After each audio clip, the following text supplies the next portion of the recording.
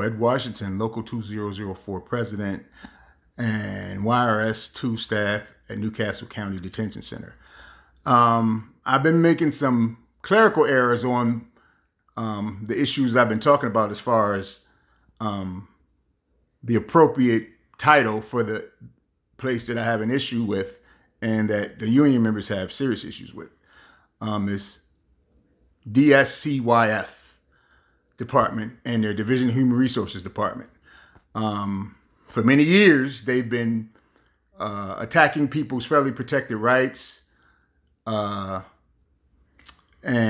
for many years, people have been grieving about that, and it falls on deaf ears because the goal of the administration is to deny people their federally protected rights in order to manipulate them and force them in a position where they have to work against their medical conditions or risk being written up or fired because they're being told that they have to stay in the building because that's what the contract states. But as we all know, federal law overrides contract or state.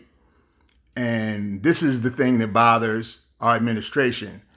Our head administrator has even gone as far as manipulating union hearings, manipulating the outcomes, manipulating the process in order to deny people federally protected rights. And this is on audio recording. They've done it, they buried it, and they thought that it was never going to get out. But I can assure you that I have that audio recording of the head administrator actually manipulating through the hearing process, through the findings that they had after the hearing, and to the things that were said by management during the hearing that validate that she manipulated the entire process in order to deny somebody their rights, which is a gross overreach of their authority. And it shows bias, and it shows that they have no care about the union process or procedure. They just want their way or it's the highway. And so people have to endure things like that and work in a place where your health is second nature to everything else. And your safety is second nature to everything else. And your fairness is second nature to everything else.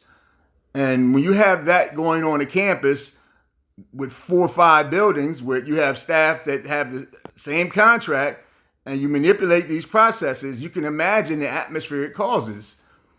So hopefully with my clarification on this video, you can start to understand where I'm trying to go with this. People need to know, the taxpayers need to know that the Dscyf department will go through any means necessary to undermine people's federally protected rights and place people in unsafe conditions. You have people with heart conditions, you have people with diabetes, you have people with all sorts of medical afflictions that they've had, worked with, and dealt with for years. But as people get older, their health fails them more so than not. And if you're in a high stress job, such as ours, and you're in a place where there's short of staff, such as ours, and you only have 1% of the workforce required to work in the building when they're short staff, while everybody else can come and leave as they're scheduled to leave, you can imagine there's a lot of animosity going around. So it's my hope that me speaking on these things and some of the feedback I'm getting from the YRSs in the building and on the campuses have been good. Now, I have to clarify, I had been stating that it was DYRS.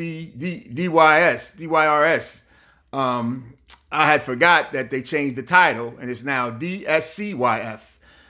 So I had to go back on all my videos and make sure that I at least put that down as the heading. Although in some of the videos I might be saying DSRYF or DS, I can't even remember because it's been that long. It's been a couple of days and it seems like it's been months.